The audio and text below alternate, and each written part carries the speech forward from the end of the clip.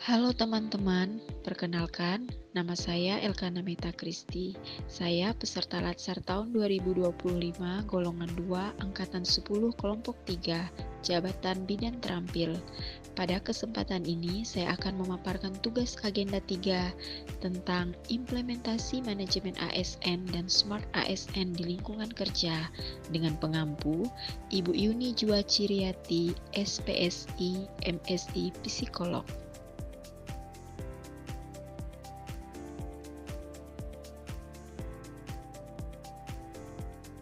Kita semua menyadari bahwa profesi bidan merupakan salah satu garda terdepan dalam pelayanan kesehatan primer. Bidan merupakan ujung tombak dalam menjaga kesehatan ibu dan anak yang merupakan indikator krusial bangsa.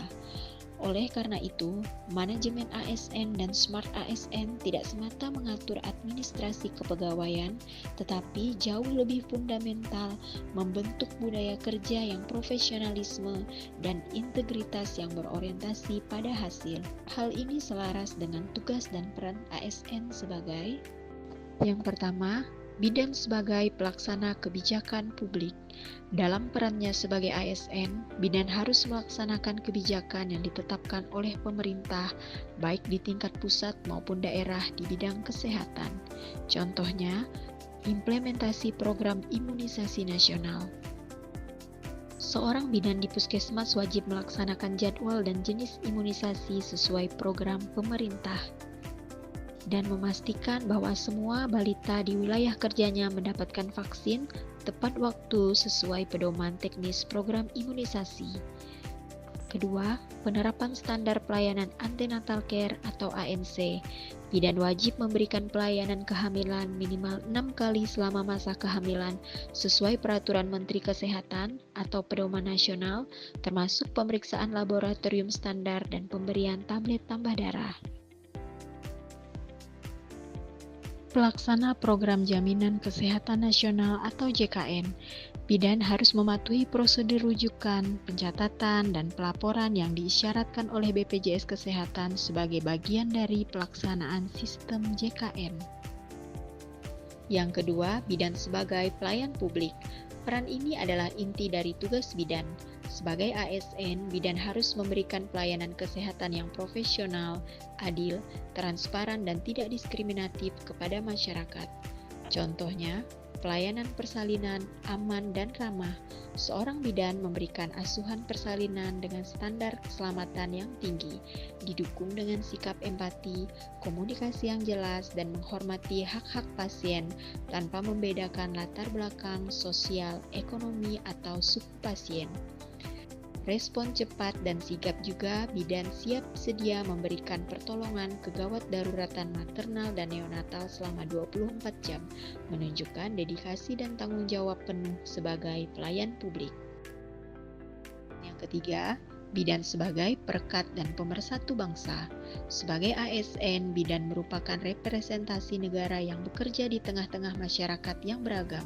Bidan harus menjaga netralitas, mengutamakan persatuan, dan melayani semua warga negara tanpa memandang perbedaan. Contohnya, bidan yang di daerah dengan keberagaman etnis atau agama, misalnya bidan di perbatasan atau daerah transmigrasi, memberikan pelayanan kesehatan yang sama baiknya kepada setiap ibu dan bayi, tanpa pernah menyinggung, memihak, atau membeda-bedakan berdasarkan suku, ras, atau agama mereka. Selanjutnya, saya akan memaparkan tentang implementasi Smart ASN pada lingkungan kerja. Transformasi digital telah memasuki setiap sektor, tak terkecuali pelayanan kesehatan primer. Bidan di puskesmas kini tidak hanya dituntut mahir secara klinis, tetapi juga harus menguasai literasi digital yang komprehensif.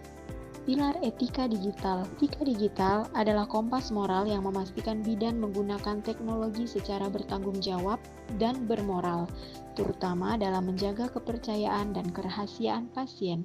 Contohnya, bidan wajib menahan diri tidak membagikan data, foto pasien termasuk hasil USG, riwayat persalinan atau kondisi medis melalui media sosial, grup chat pribadi, atau platform publik lainnya, meskipun tanpa menyebut nama. Yang kedua, pilar budaya digital atau digital culture. Budaya digital adalah tentang bagaimana kita mengintegrasikan teknologi ke dalam rutinitas kerja untuk mencapai efisiensi dan inovasi.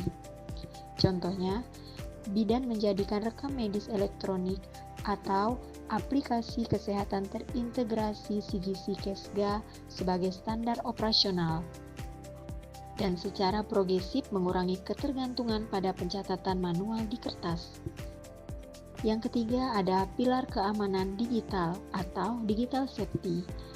Keamanan digital menjamin perlindungan terhadap data pasien, sistem informasi, dan perangkat yang digunakan oleh bidan di puskesmas. Karena keamanan adalah fondasi dari etika digital. Contohnya, bidan harus menggunakan kata sandi yang unik dan kuat untuk semua akun pekerjaan. Serta perangkat kerja wajib memiliki antivirus dan selalu terkunci saat ditinggalkan. Dan secara rutin mengganti kata sandi dan tidak meninggalkan kata sandi atau catatan kata sandi di tempat yang mudah diakses. Yang keempat, pilar keterampilan digital atau digital skill. Keterampilan digital adalah kemampuan praktis yang memungkinkan bidan mengoperasikan alat dan sistem digital untuk menunjang tugasnya sehari-hari. Contohnya, bidan menginput data pemeriksaan kehamilan persalinan nifas ke dalam sistem rekam medis elektronik puskesmas atau aplikasi kesehatan pemerintah, contohnya aplikasi ASIK dengan cepat dan tepat. Sekian pemaparan tugas agenda 3 tentang implementasi manajemen ASN dan Smart ASN di lingkungan kerja. Terima kasih atas perhatiannya. Semoga bermanfaat untuk kita semua.